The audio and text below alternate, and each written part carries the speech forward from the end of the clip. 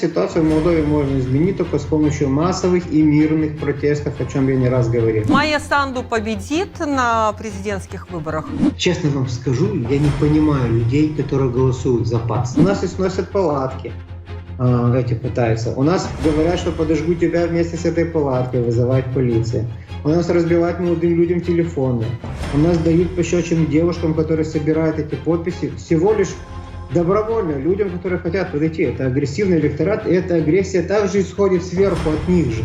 Александр Нестеровский родился 11 января 1981 году в селе Рауцел Фалежского района. В 2003 году окончил Днестровский университет экономики на факультете права. В 2008 прошел обучение в Академии государственного управления при президенте Республики Молдова. С 2012 по 2014 директор Бельского филиала благотворительного фонда «Салуция». На парламентских выборах в 2014 году баллотировался по спискам партии социалистов Республики Молдова и стал депутатом. 24 февраля 2019 года победил на очередных парламентских выборах в одномандатном округе номер 10 в Бельцах. В 2021 году третий раз стал депутатом парламента Республики Молдова после досрочных парламентских выборов. В 2023 стал одним из лидеров новой политической силы левого толка в Молдове партии Ринаштере Возрождение. Любимая цитата: «Народ, забывший свое прошлое, утратил свое будущее». Уинстон Черчилль.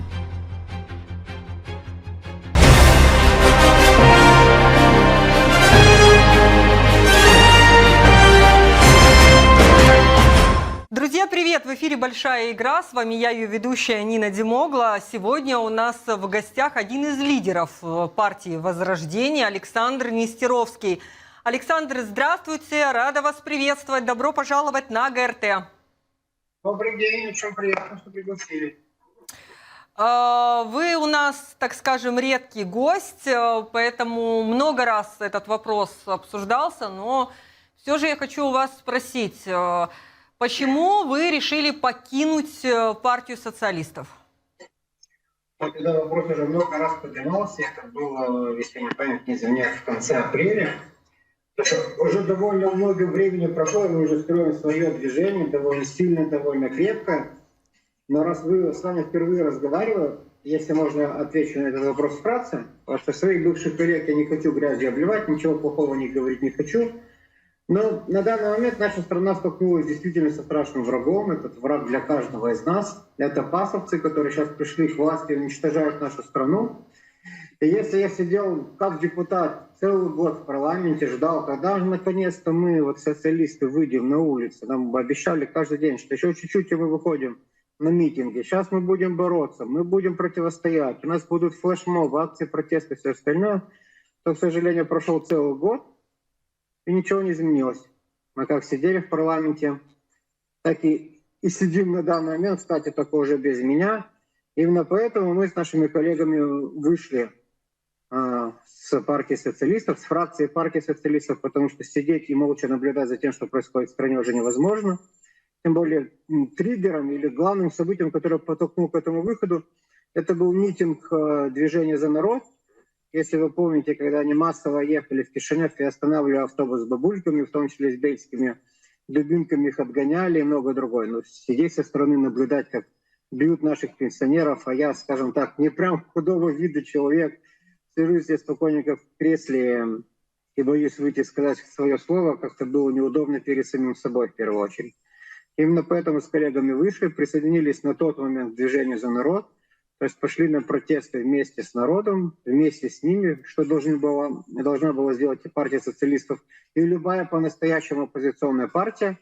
Но, к сожалению, они сидят дальше. Но мы митингуем, если замечаете, выходим на митинги, проводим практически по несколько митингов в неделю. Когда маленькие, когда довольно крупные получаются, в том числе и марши. Собираем подписи против ПАС за запрет партии Майи Санду. В общем, двигаемся вперед, растем, митингуем, потому что по-настоящему оппозиционная партия должна быть на улице. Отстаивать интересы народа сейчас можно только на улице. Потому что в парламенте 63 депутата из 100 от ПАС. Они практически творят, что хотят. У нас захвачено государство по полную диктатуру. И создавать им легитимность своим нахождением в парламенте неправильно так. А вы сейчас общаетесь с кем-то из партии социалистов, из бывших коллег? Да, я общался со многими коллегами своими, думаю, 90% из них, с кем я общался раньше, сейчас поддерживаем отношения. И с бельскими моими товарищами, и с северными регионами, и с депутатами парламента. С большей частью из них хорошие отношения сохранились, потому что нас в первую очередь связывали отношения человеческие. С кем дружеские, с кем приятельские и так далее. Политика тут не сыграла решающую роль.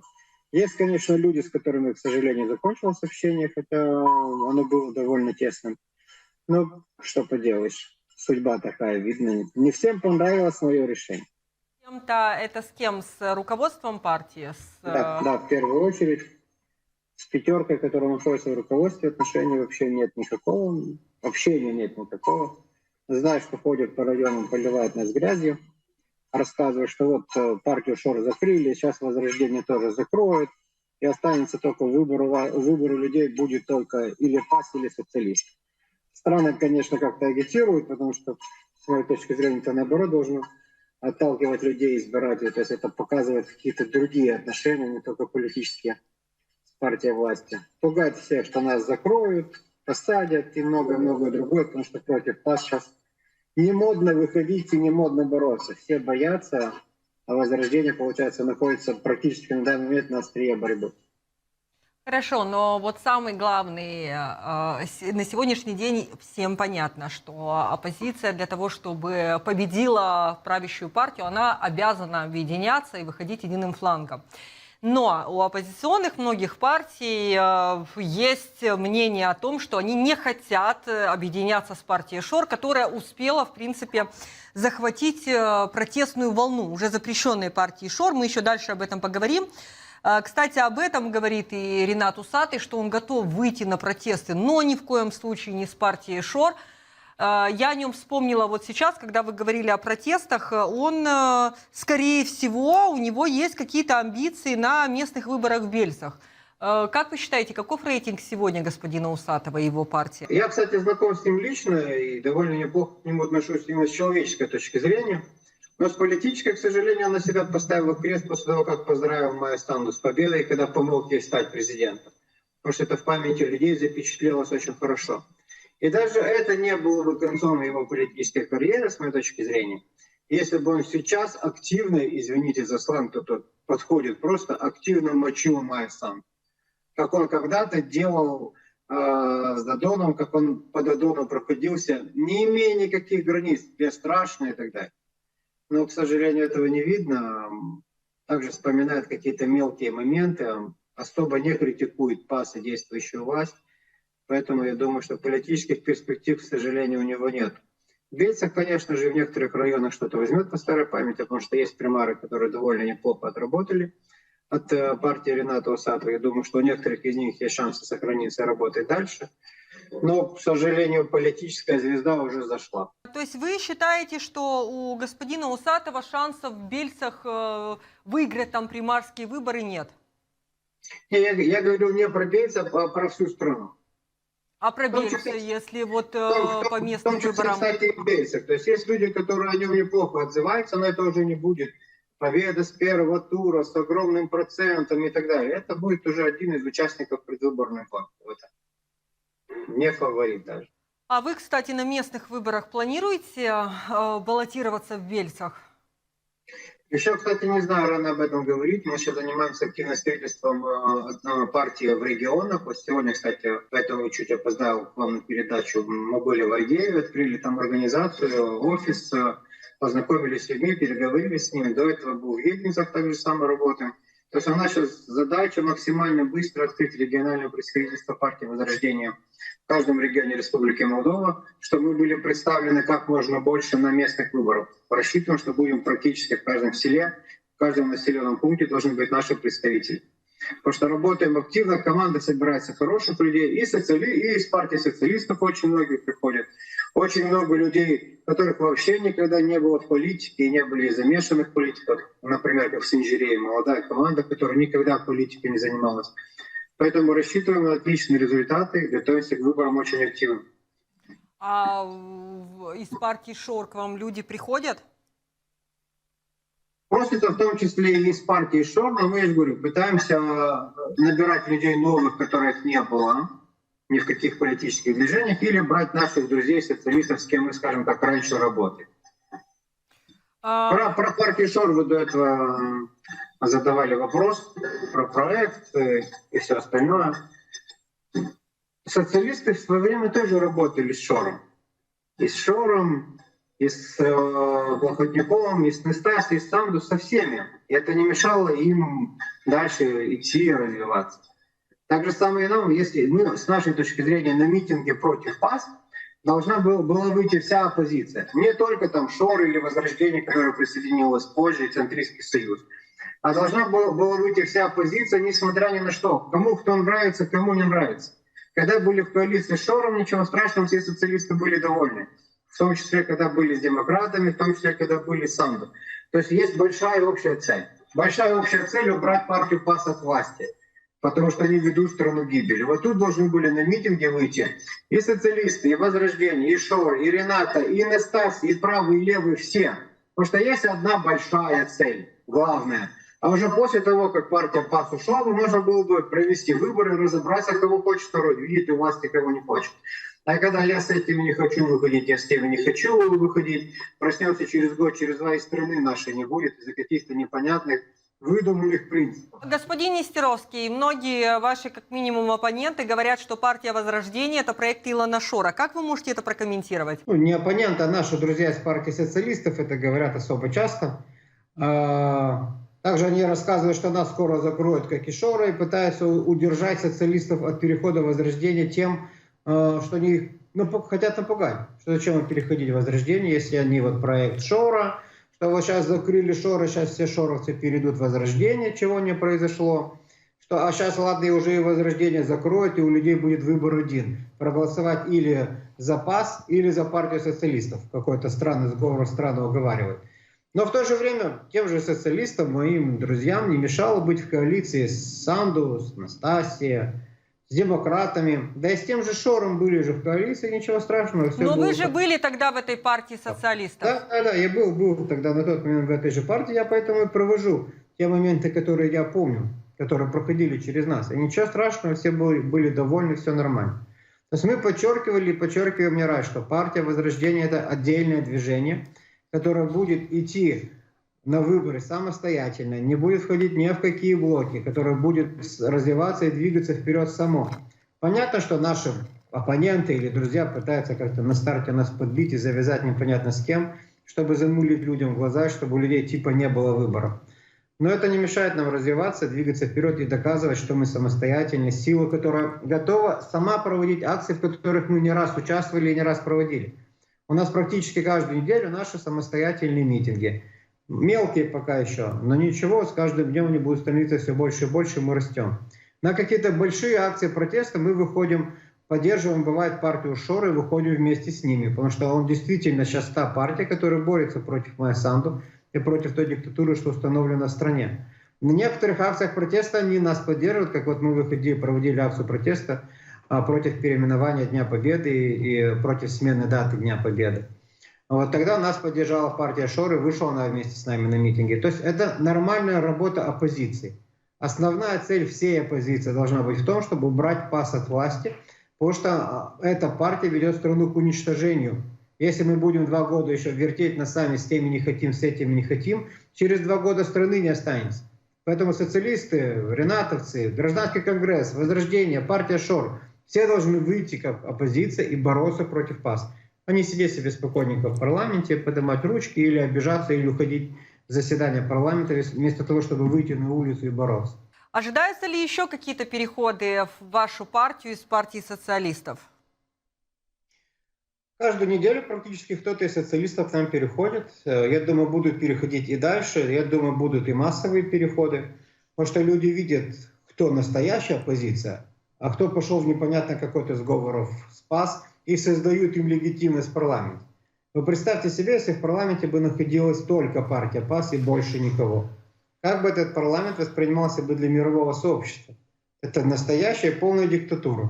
А на данный момент социалисты почему-то там находятся, ни один их проект через парламент не проходит, их голос не считается никогда, но зато они создают легитимность партии ПАС. Вот, все нормально. И вот эти социалисты с района в первую очередь к нам переходят. Люди, которые привыкли, что оппозиция должна бороться, должна быть на улице, должна бороться против вас и не должна, самое главное, бояться. Вот если нет страха, то будет и победа. А если внушают страх, то к чему придет? Поражение. Но очень странно, что к вам приходят вот сами люди, вы говорите, приходят именно только из партии социалистов. Не только из партии социалистов. У нас есть примары, которые перешли, бывшие демократы в районах. Есть примары, которые перешли независимые к нам. Мы просто о них не говорим публично, как говорим, когда переходят социалисты. Но переходы есть разные. Сегодня, кстати, в районе из интересного, меня чуть удивило, в Бричанах пришел к нам парень, в партию вступил, который раньше был в партии либерал-демократ. Вот интересно, вот у нас интересно с ним был диалог по поводу Европейского Союза, Евразийского Союза. Вот мы сидели с ним, обсуждали, это был открытый, честный диалог с человеком. Может поэтому и приходят, потому что можно поговорить открыто и в открытую обсудить любые вопросы. Александр, скажите, пожалуйста, вот партия Возрождения в скольких населенных пунктах ожидается, что будет участвовать в местных выборах? Мы стремимся к тому, чтобы мы участвовали как можно в большем количестве населенных пунктов. Я думаю, к 1 августа у нас будет представительство в каждом регионе Республики Молдова. А сейчас сколько у вас территориальных организаций? Вот сейчас каждый день обновляется. Вот сейчас выйдет почта, мы открыли вот территориальную организацию, например, куда я сегодня ездил, в Бричанах. Вот это сегодняшний пост будет. Завтра должны быть единцы, послезавтра должно быть еще. По крайней мере, из 13 северных районов у нас закрыто уже практически 10 будет к концу этой недели. И к концу следующей недели мы еще 3 закроем, север будет закрыт весь. Также работа двигается и в центре, и на юге. Вы видели массовое присоединение движения гагаузского. Кстати, я была, Гагауз Халкы Берли к вам перешел. Была действительно удивлена, как это вот Виктор Петров перешел к вам в партию. Он вроде бы был такой довольно-таки самостоятельной фигурой. Что его подтолкнуло?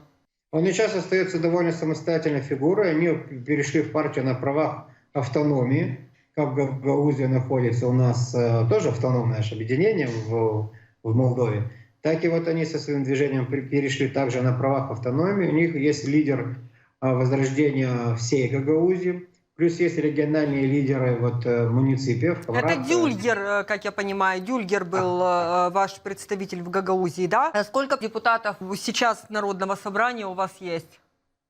Я вам, извините, точную цифру не скажу, потому что я ответственный в Возрождении за север Республики Молдова, больше тут работаю. За юг у нас ответственный Александр Суходольский, Вася более ответственный за центр. Вот у нас есть зоны ответственности, в которых мы работаем и отвечаем. Я вам пофамильно сейчас не скажу. И чтобы не обманывать, лучше промолчать. Хорошо, Александр, скажите, пожалуйста, вот все же скоро местные выборы. Вы постараетесь сделать так, чтобы как можно больше, в больших населенных пунктах быть представленным на этих выборах. И вернемся к Бельцам. У кого все-таки на сегодняшний день рейтинг в Бельцах выше всего? У партии социалистов. Они вот, кстати, сейчас недавно, накануне, сформировали там новую территориальную организацию. Что вы можете о них сказать? Я не хочу о них ничего говорить. Там осталось много моих друзей, с которыми я до сих пор дружу и поддерживаю отношения, поэтому как-то обливать их грязью мне не хочется. Я и эту предвыборную кампанию собираюсь как-то провести чуть-чуть по-другому в Бельцах, если получится. То есть у нас есть своя программа, с которой мы идем к людям. Они видят наши действия и нашу работу на республиканском уровне и на местном уровне.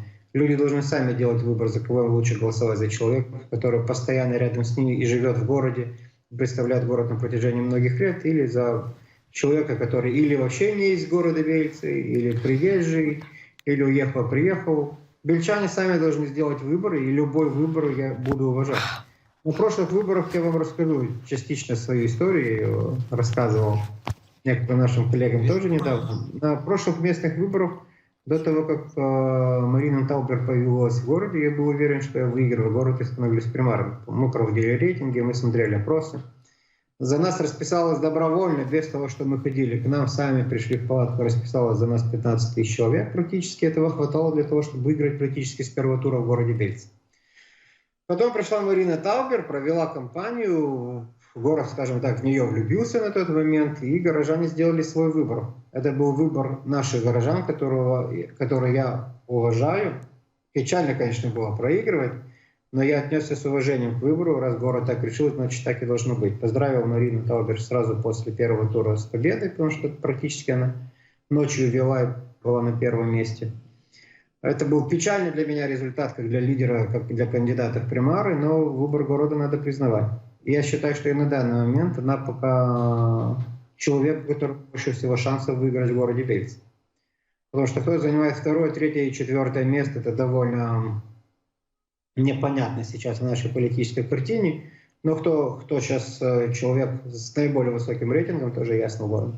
То есть вы считаете, что это все-таки Марина Таубер остается? Ну, у Марины на данный момент самый высокий рейтинг в городе Бельце. То есть если вы хотите услышать правду, знаете, я ходил во время кампании по городу и проводил честную кампанию. Потому что я говорил открыто с гражданами, они знают большинство, где я живу, в какой пятиэтажке, там, на каком пятом этаже, в каком дворе я живу в этом городе. Я, несмотря на то, что депутат уже третий срок, я в Кишинев не уехал и не собираюсь уезжать. То есть вы до сих пор живете в городе Бельце? Да, на пятом этаже пятиэтажного дома, все нормально, никуда не переезжаем. И я, когда ходил к людям и проводил свою кампанию, я им говорил честно, что мы можем сделать на протяжении 6 лет. То есть я говорил вам программу на 6 лет. Потому что я открыто со всеми общался и объяснял, что я с вами живу, вы меня видите практически каждый день в городе. Я не могу вас обманывать и что-то вам обещать невыполнимо. Я ваш же, я такой же с города. Я торговал на рынке когда-то, вот был с рыночниками недавно на митингах, работал в культуре, в Доме культуры. То есть я ваш с города, я никуда не уеду, я и дальше здесь буду. Поэтому я вам говорю честную кампанию. Проводил честную кампанию, обещал то, что реально сделать в нашем городе. Горожане сделали свой выбор. Выбор я уважаю, с уважением к нему отношусь. Сейчас будет следующая кампания, в которой также будет участвовать представители от Возрождения, кому я буду помогать как минимум участвовать в этих выборах и буду рядом с ним в тяжелые моменты и в моменты радости, конечно же, тоже. Город будет делать свой выбор. Но, скорее всего, это будете не вы. Не знаю. Угу. Хорошо. У нас в Бельцах уже полностью готова структура партии Возрождения, то есть мы сейчас по районам в темпе вот провели, если вы заметили, был большой съезд молодежной организации Next Generation нашей, с которой мы сотрудничаем, где было более 300 человек. Вчера провели конференцию в Бельцах, также этого молодежного движения нашего, 150 человек собрали. Провели конференцию в самом городе, партийную уже, где мы избрали руководство организации местной. И сейчас такие вот конференции в течение 2 недель будут и по республике. То есть мы в очень быстром порядке заходим в юридическое поле, чтобы у нас были первичные организации, ячейки, руководство официальное, чтобы все было красиво, как положено. Вот сейчас занимаемся вплотную этим. Вы готовы будете принять членов команды партии ШОР Возрождения? Если люди захотят, и это достойные люди, то есть, конечно, да. А хотят или нет? Пока нет. То есть у них, я насколько понимаю, несмотря на все эти перипетии, которые происходят внутри партии, я знаю многих бельских товарищей, которые там находятся, несмотря на все эти перипетии, они уже привыкли, у них есть какая-то закаленность, у них никогда спокойной жизни не было. Ну, они уже привыкли, но Конституционный суд выдал решение о том, что партия ШОР неконституционна. То есть в любом случае получается... Сделали блок, потом еще что-то. То есть там сказать, что есть какой-то массовый приток от партии ШОР, это будет неправда. Единичные случаи какие-то в районах бывают, но это в прямом смысле единичный случай. От социалистов в разы больше переходят, чем от партии ШОР. Вы зарегистрировали в парламенте законопроект об уголовной ответственности за призывы к ликвидации государства или объединения с другим государством. Кто вас в парламенте поддержал? На каком уровне этот законопроект находится? Пока он только зарегистрирован, в повестку дня в парламенте еще не был вставлен. То есть он зарегистрировал не только этот законопроект. Мы вместе с моей коллегой Ириной Лозован зарегистрировали законопроект о придании русскому языку статуса официального, как и написано в нашей Конституции, один из них. Другой о том, чтобы государственным языком должен быть молдавский язык, как и написано в нашей Конституции. И мы должны изучать историю Молдовы. И вот третий законопроект, который, по-моему, вместе с ней же зарегистрировал, об уголовной ответственности за призывы к ликвидации или объединению нашего государства. Хороший законопроект, который нужен в нашей стране, особенно сейчас. То есть на каком бы языке мы ни говорили, в каком бы регионе мы ни жили, на севере, в центре, или в Гагаузии, или еще где-либо, мы должны гордиться в первую очередь тем, что мы граждане Республики Молдовы и должны любить свою страну. Что мы, кстати, и делаем. И очень страшно наблюдать, когда политики, которые находятся у власти, практически партия власти, призывает нашу страну, призывает к ликвидации нашей страны, когда наш народ называют не молдаване, а бессарабцы, когда пытаются запретить нашу молдавскую православную церковь, когда открыто говорят, что будущее Молдовы — это в объединении с соседним государством, все равно с каким. То есть мы, молдаване, должны беречь свою независимость и должны защищать ее. Я хочу сказать, что у каждого представителя власти есть право на реплику, вынуждена это сказать. Но все же, кто призывает к ликвидации государства? Объединение государства — это и есть объединение Молдовы с Румынией, извините, уже прямым текстом буду говорить, это и есть ликвидация молдавской государственности. А об этом говорят практически все члены ПАС открыто. Когда на заседании парламента они говорят, что вот у нас есть, мы бессарабцы и все остальное. Мы молдаване, гордитесь этим. Я вот говорю на русском языке, но я горжусь тем, что я молдаванин. Никуда бы я не ехал, говорю, я с Республики Молдова. Я гражданин своей страны, я ее люблю. Я родился здесь родились мои дети, здесь родился мой отец, мой дед. Мы и дальше здесь будем жить, это наша родная страна.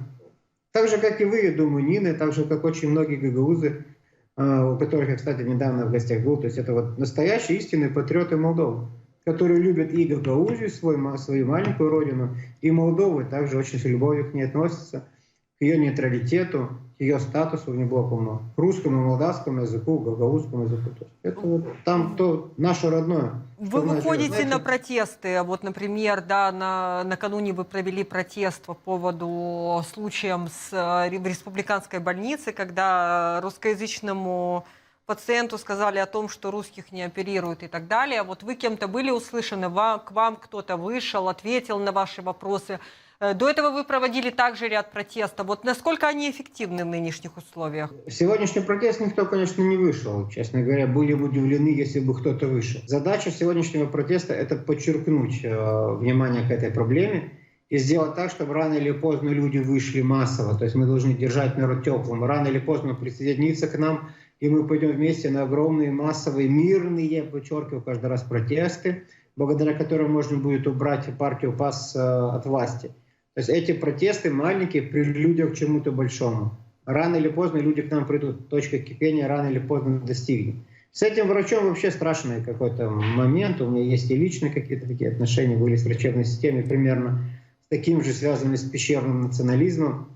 Ну ладно, уже врача можно ставить более-менее сейчас в сторонке, потому что практически все политики на эту тему высказались. Некоторые депутаты оформили заявление в прокуратуру, что тоже правильно, что ждем также расследования прокуратуры. То страшен сам ответ министра здравоохранения, который не обвиняет врача, где-то пытается его защитить, еще и цитирует слова военного преступника Октавиана Гоги, человека, который говорил, что мы должны в Румынии решить еврейский вопрос, который не признавал существование молдавской нации, называл нас бессарабцы, и многое другое. То есть в любой цивилизованной стране мира, в том числе и в европейской, куда очень стремится партия ПАС, после этого, даже после выходки врача, министр здравоохранения должен был уйти в отставку.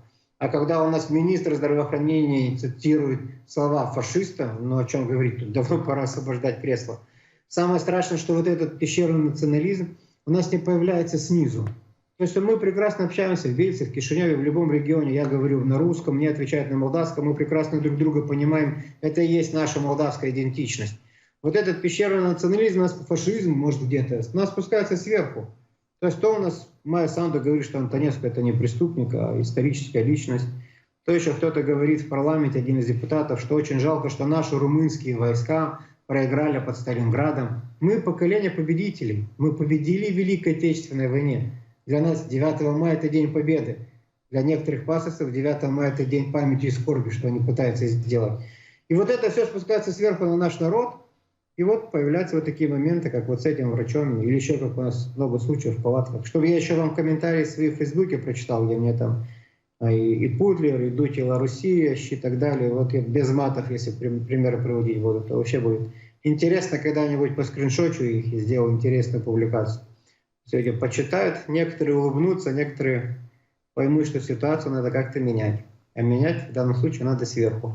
Именно власть должна показать, что все граждане Молдовы, независимо на каком бы мы языке ни говорили, являются гражданами Молдовы с одинаковыми правами. Вот это главное. Мы видим, какова ситуация сейчас. Она не такая, как в нынешней власти, К сожалению, мало верится, по крайней мере, хотя может быть, но кардинально что-то изменится. Как можно вообще кардинально что-то поменять? Ситуацию в Молдове можно изменить только с помощью массовых и мирных протестов, о чем я не раз говорил. Ну и к чему приведут эти протесты? Вы Если заявите о себя. Если на площадь выйдет сотни тысяч людей, то получится добиться и внеочередных выборов парламентских, президентских и многое другое. У румын, у наших соседей получается менять ситуацию. Когда им что-то не нравится, учителя выходят на митинги. Простые учителя выходят на митинги, бастуют, объявляют забастовки и добиваются своих прав, своих изменений. А у нас вместо того, чтобы пенсионерам повысить пенсию, как положено по закону, согласно инфляции, у нас понижают саму пенсию в 2 раза меньше, чем надо, но зато всем министрам ставят зарплату по 50 тысяч лей. С тех пенсионерских денег, которые должны были идти на пенсионеров. Но у нас сидят, молчат. Выходят там сотни человек, где-то митингуют, отстаивают свои права.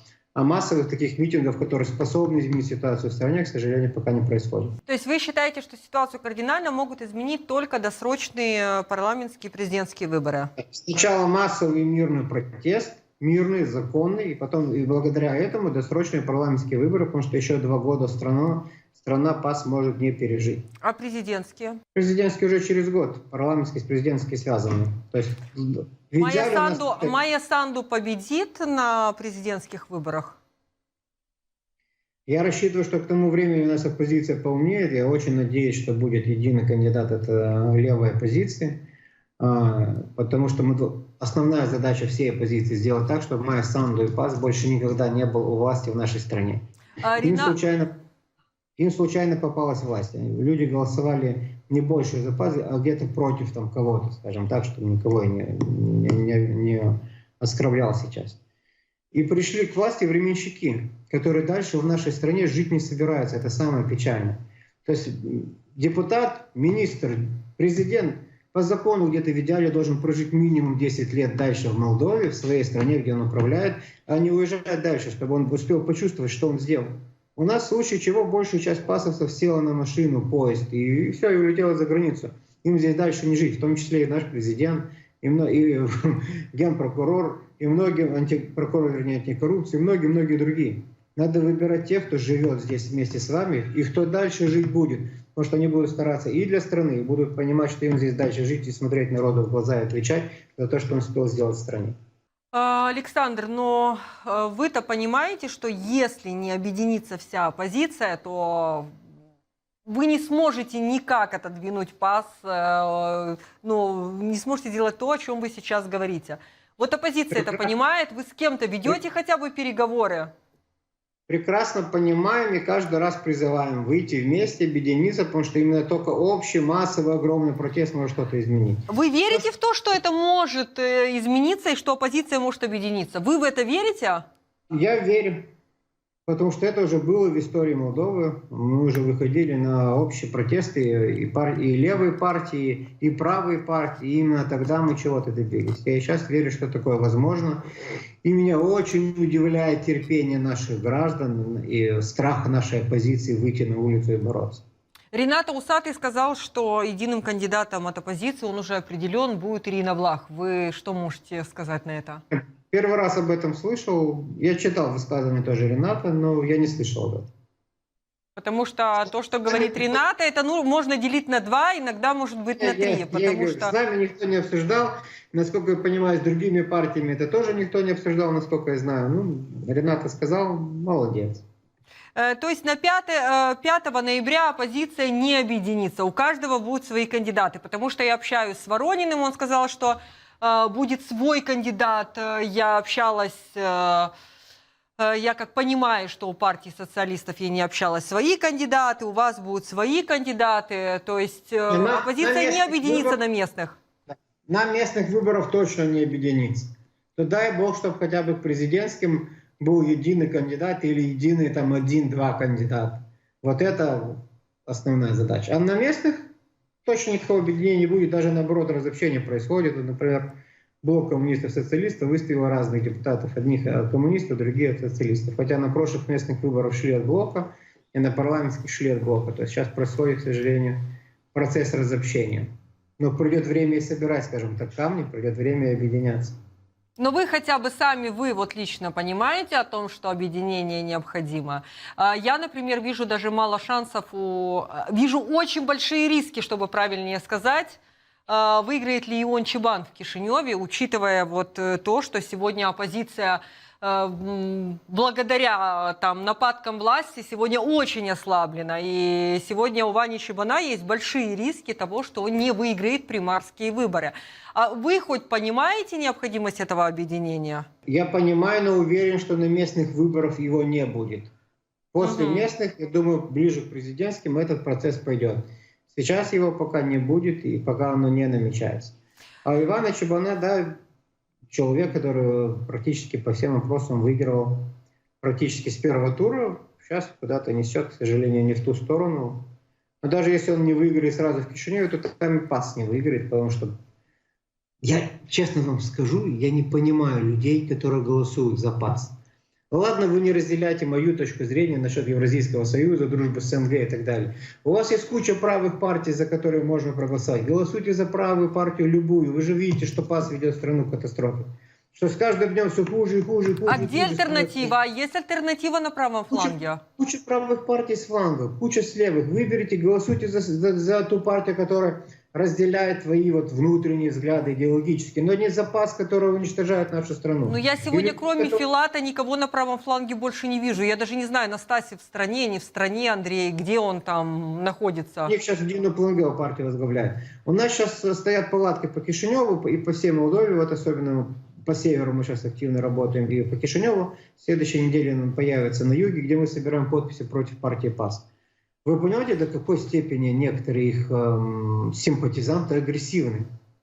То есть нам, вот, людям, которые голосуют за левые партии, если нам дают газету от ПАС, мы или не возьмем, или возьмем дома, почитаем и выкинем. Нормально, чисто. У нас и сносят палатки, эти пытаются. У нас говорят, что подожгу тебя вместе с этой палаткой, вызывает полиция. У нас разбивают молодым людям телефоны. У нас дают пощечины девушкам, которые собирают эти подписи. Всего лишь добровольно людям, которые хотят подойти. Это агрессивный электорат, и эта агрессия также исходит сверху от них же. А на основании чего, кстати, вы пришли к такой идее о том, что вы будете собирать подписи против партии ПАС? И на основании чего вы хотите, чтобы эту партию признали неконституционной? Давайте, если есть возможность, давайте мы сохраним интригу до Дня Конституции. На День Конституции у нас как раз будет объявлено, какие статьи Конституции нарушила партия ПАС. Но и вы... в середине августа или в августе, я думаю, мы будем сдавать подписи и запросы в Конституционный суд, и вот там также это будет подробно расписано. Но я думаю, в пятницу мы об этом скажем. Не хочу просто... Но, господин Нестеровский, вы же не наивный человек, вы не первый год в политике, вы сами об этом говорите, и мы это знаем. Вы действительно серьезно верите в то, что Конституционный суд может признать неконституционной партию ПАС? Или это просто политический ход такой, пиар? Я не верен и открыто об этом людям на встрече говорю. То есть я прекрасно понимаю, что Конституционный суд не проголосует за запрет партии ПАС. Но вот наши шаги вот партии Возрождения на данный момент должны сделать так, чтобы у народа Молдовы и у политического класса пропал страх перед партией ПАС. Их боятся, в том числе и социалисты, и другие партии левого толка. Боятся выходить на митинги. Мы должны показать, что не надо бояться, надо объединяться и идти вперед. Ну и плюс то, что мы соберем, рано или поздно в любом случае ляжет в обвинительный приговор партии ПАС, потому что они нарушили слишком много статей, в том числе и Конституцию нашу, которую должны были оберегать и беречь. Скажите, пожалуйста, по поводу вот все-таки правых сил. Вы видите какую-то альтернативу на правом фланге? Вот вы сказали про Дину Пленгел, который, я знаю, что он возглавляет платформу, да, но Дину Пленгел, последние заявления, какие сделал, они касались его требований отменить выборы в Гагаузии. То есть каких-то политических шагах на республиканском уровне я не видела. Ну и единственный, кто был, да, там Андрей Настасьев, он вообще исчез из политической арены. Все-таки на правом фланге кто-то есть, на ваш взгляд? Я не разделяю их взгляды, но я знаю об их существовании. Там есть либеральная партия, либерал-демократическая партия, КУП, партия Молдавская национальная партия, ПУН, АКАС. Филат может возродиться опять? Европу дома. И там много очень справа людей. То есть А за кого проголосуют люди, это надо бороться за свой электорат. Тем более сейчас на правом фланге где-то еще легче отрывать голоса, чем слева. Потому что разочарование внутреннее у людей, которые живут в Молдове, все равно есть. Они все чувствуют цены на газ, все чувствуют вот, наши самые высокие цены, практически самую большую инфляцию в Европе. Это через всех нас проходит. Должна появиться какая-то правая партия, которая заберет себе голоса ПАС, людей, которые разрушают нашу страну. Рано или поздно такое, думаю, появится, и у людей глаза откроются. Вы говорите о том, что вы против денонсации соглашений с СНГ. Вот на сегодняшний день я читала, видела ваши заявления. Общаетесь ли вы с диаспорой, которая находится в России, и как они вообще на это реагируют? Да, у меня там много знакомых. Я не был диаспорой, скажем так, я был гастарбайтером когда-то, я тоже работал в России в свое время. И до сих пор там осталось много знакомых, которые уже женились на россиян, на русских, на россиянах, завели свои семьи, до сих пор любят и помнят нашу страну. А многие из них приняли гражданство, в том числе и России, имеют двойное гражданство и Молдовы. Есть те, которые до сих пор просто работают там, не получив российского гражданства. К сожалению, наша страна ведет, не страна, пасовцы ведут нашу страну к тому, что мы можем вести чуть ли не визовый режим с Российской Федерацией. Там живет практически 500 тысяч наших граждан. Некоторые с двойным гражданством, некоторые с одинаром, это сильно усложнит работу. Они все равно, какое бы у них гражданство не было, одно или два, они все равно приезжают временами домой, нам сюда. И у них будут проблемы на месте. Не дай бог Россия начнет депортировать массово всех молдаван, у которых нет визы, которая ведется автоматически, если мы ведем Молдову. То есть там нам, к сожалению, наша страна делает много проблем. Вместо того, чтобы развиваться, чтобы двигать нашу экономику в составе СНГ, мы вводим какие-то там ограничения. Я, кстати, приводил на одной недавней встрече очень интересный пример. Мы все понимаем ту трагедию, которая происходит на Украине. Это братский нам народ и тот, и другой. Но Грузия в этот момент, у которой отношения с Россией были еще хуже, чем у нас у молдаван, Грузия умудрилась не разорвать отношения с Россией, а наоборот улучшить их и сделать их более лучшими.